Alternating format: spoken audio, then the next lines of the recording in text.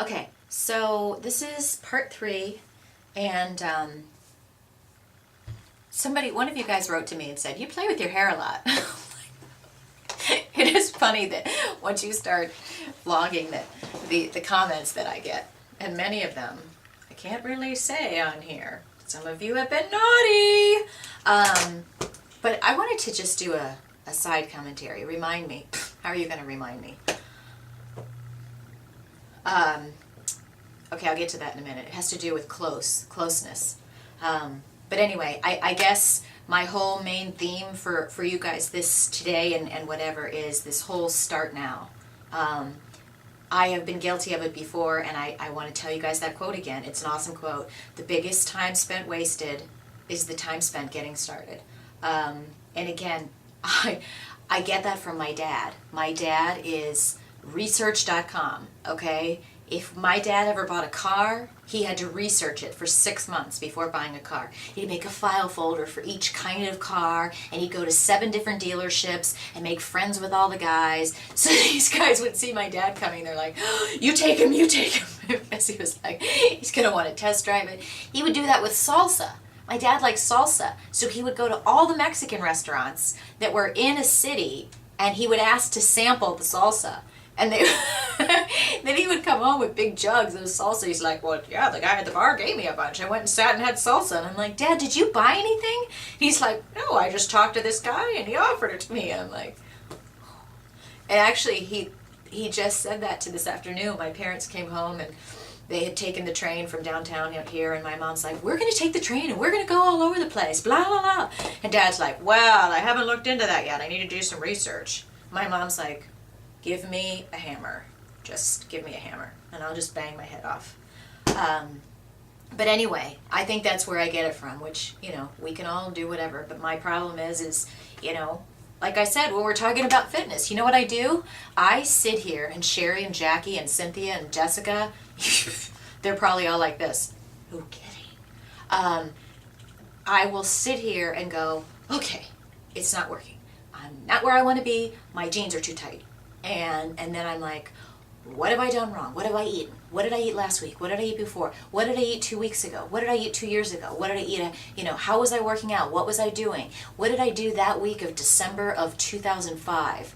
And what was I wearing? And how did those pants fit me then? And literally, ask anybody. I've been consumed by this because truly, I cannot understand. I haven't been able to understand why I'm looking in the mirror right now. And, I have these areas where I'm happy, and I have this one area that is driving me nuts. And I'm like, am I an alien? Don't answer that.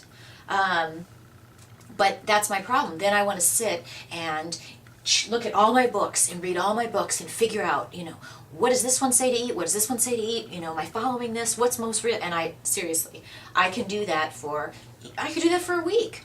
And I've done that before. And instead, I literally will get in this stupid mindset of going, well, I don't want to, if it's Friday, I'll actually think I don't want to just go and work out on Saturday, because what if I do the wrong thing? What if I just do cardio and then I'm on this program that's, only doing, Body for Life, only 20 minutes, HIIT. Yeah, I don't think it's going to kill me to do a little bit of extra cardio. But I do. I get so thinking, or that's the thinking that I'm trying to get away from that I told you guys about. This idea that it's a scientific equation that only do this much cardio and only do this kind of cardio, as if our bodies can understand, like, whoa, she did 5 extra minutes of HIIT or intervals. Whoa, okay. Can you automatically ship up about an extra 5 pounds of fat under her thighs? Thanks, that'd be great. I don't think it works that way. But of course, in my mind, that's the way things work, or I think the way things work. So I am teaching myself this lesson, and I'm sharing it with you guys, which is it's not productive. Get moving, trust yourself. Nothing is the end of the world, and what's past is past. Start where you are now. Start where you are now. So that's my theme for today, and that's the end of the lecture. Enough said. Okay. I have a little bit of time, and then, you guys, I have worked my fingers to the bone, even though I did just get my nails done the other day. Do you like the new fall color? But I am going to finish this vlog, and then, I'm not lying to you, I'm going to go in, and I'm going to watch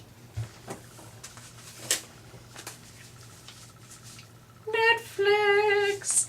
Someone want to come over and hang out? Now watch. What's going to happen? Sarah, you can tell everybody. I will have my laptop and my BlackBerry with me, and I will be Twittering, tweeting, and Facebooking, and blogging, and reading, and doing research. But I'll be doing something. I'll at least have my feet kicked up. But the thing I want to tell you guys about closeness, I've told you guys about this before, but it just happened recently. What's up with close standing people? Close talkers, hold on, and close standers? Especially it always happens to me in the grocery. Like you go in the grocery line and you push your cart up and you're standing there and you're like, doo-doo, and then you forget something, so you turn around, and inevitably I either have some guy, and if this is his face will be like right here. Like I'm like, oh, I'm sorry. And then instead of moving back, like if I was behind somebody, I'd go, oh, I'm sorry, and you'd scoot back. And instead they're like, and I'm like, can I just get back there? And they're like, do you think you're gonna lose your place in line? What's going on there? And one of the last times I took a flight, there was this older couple. I don't mean older like decrepit older. I just mean like older, and everybody's getting ready to board, and they call group 2, and there's me, and you get your ticket and whatever. And these people, like, it was a couple, and they run up and they're cutting in front of everybody. There's assigned seats. Why do you need to get up there before really? This isn't Southwest Airlines. Why do you need to cut? And you should see, this guy was like this, like cutting with his elbow. The elbow was out. It was a perpendicular elbow. What's going on with that? And then, you don't even want to get me started on the airlines, because what is up with people that can't check your bags? Okay, check your bags. You're saving yourself maybe 15 minutes, okay? Give me a break. Check your bags. And you morons that get on the plane with your bags that are this big and it's not going to fit, and there's always some jag that gets on the plane and puts a suitcase that's the size of Texas up there, and he can see that the thing won't shut, and he's just like, and then he goes to the back. And all the rest of us are like, dude, go put your bag and check your bag. And they don't check their bag, and then the rest of the plane has to wait, because then they're like, who has this black bag up here? And then he has to come up, and then they have to check it, because, I'm not going to swear, but someone, lug nuts, didn't realize, or thought he didn't realize, that my bag didn't fit. Oh, I'm so sorry. Okay, if your bag is bigger than this, it needs to be checked. Enough said. Am I right? I know I'm right. People, work with me. If everybody checked their bags, think how easy it would be. Then you could just get on the plane. Get on the plane, you don't even have to deal with the upside cabin, or the whatever it's called, the thingies where you put it. You just get on the plane and sit in your seat and shut up. And then we can actually leave on time, maybe arrive on time, instead of having to sit there, if you're in the back of the plane, waiting for all these people to try to get their fat luggage out of the thing. And here's another thing. Let me remind you, in case I haven't told you before, don't ever use the blankets that are on planes. You have no idea what I have seen people do with those blankets. I saw a man blow his nose in one. I'm not lying to you. I saw him, and then he put it down. And ever since then, I'm almost wanting to throw up in my mouth right now. I remember that. I could have a whole other blog just on airline stories, y'all. Okay, any road warriors out there, you can relate, and you can text me and let me know your thoughts. But that's it. I'm wrapping up today, and I'm going to go open up a jar of marshmallow fluff and eat it. Just kidding.